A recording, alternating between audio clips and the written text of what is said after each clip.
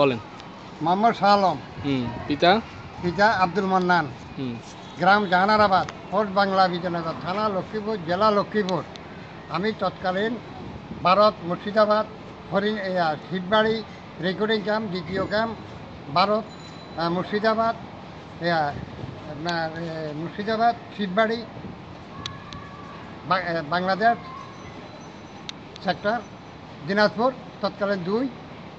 এখন বর্তমানে কত তা বলতে পারি না। আমার ভারপ্রাপ্ত কমান্ডার জজ ভাই, বাড়ি দিনাজপুর।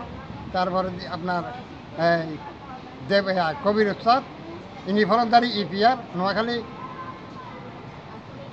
তারপরে ইনস্ট্রাক্টর জবিরুল ওস্তাদ, বাড়ি বরিশাল।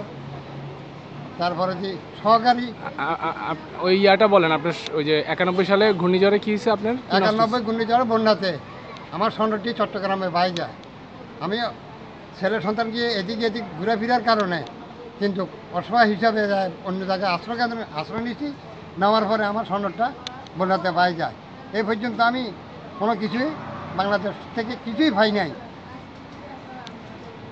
আর আমার সহকারী দেববাবু, কোয়ার্টার মাস্টার রাজেন্দ্র, বাড়ি দিনাজপুর। মোহাম্মদ শাহ আলম, আমির হোসেন, বাড়ি ব্যায়ামগঞ্জ।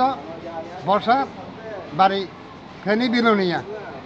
কিন্তু এই পর্যন্ত কোনো সহকারী ভাইদের সাথে আমার দেখা সাক্ষাৎ হয় না। বহুত চেষ্টা করছি কিন্তু এখনও হয় নাই।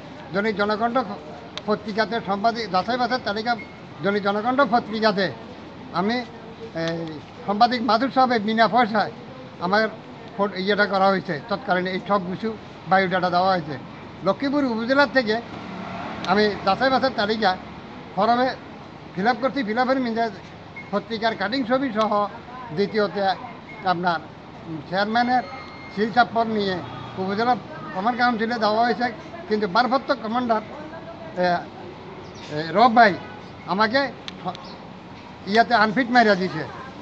ভারতীয় তালিকাতে নাম নাই, সনদপত্রের নাম নাই, রাষ্ট্রীয় বলামের নাম নাই। আমি একজন অরিজিনাল তালিকাভুক্ত। আমার ভারত বাংলাদেশ তাতে আমার ছিল, এই ভারতের তালিকাতে নাম বালামে নাম আছে, সনদপত্রের নাম আছে, বাংলাদেশ বালামে নাম আছে। কিন্তু আমি অসহায় একজন বীর মুক্তিযোদ্ধা। এখনও আমি রিক্সা চালাই ভাত খেতেছি, তাও আমি সেটাও পারতেছি না।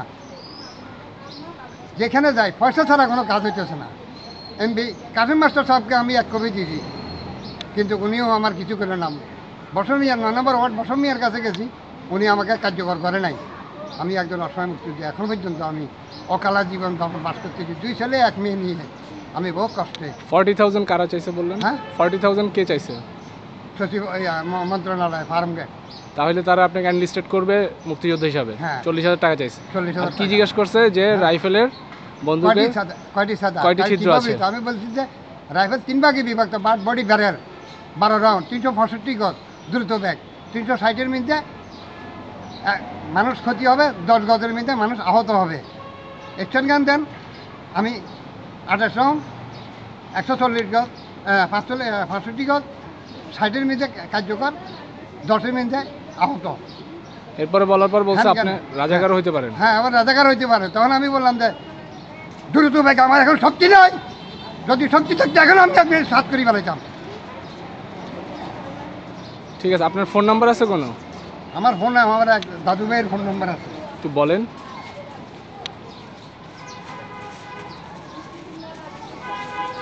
আমি 9 নম্বর ওয়ার্ডের ভোটার। 9 নম্বর ওয়ার্ড, ডি লাইনে, সন্দীপের কলোনি, মানে বারাটিয়া।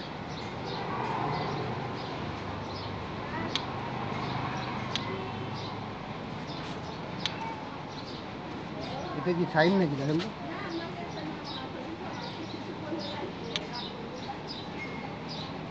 দুলাল এই নাম্বারটা? না না না না, এটা না। আপনারা কোনো ভাই যদি আমাকে সহায়তা করতে পারেন, সম্মানটা যেন আমি বাংলাদেশে সেটা ভুলে বলতে পারি আমি একজন বীর মুক্তিযোদ্ধা। আমি টাকা পয়সার কোনো প্রয়োজন নাই, আমার সম্মানটাই বড় প্রয়োজন। আসসালামু আলাইকুম।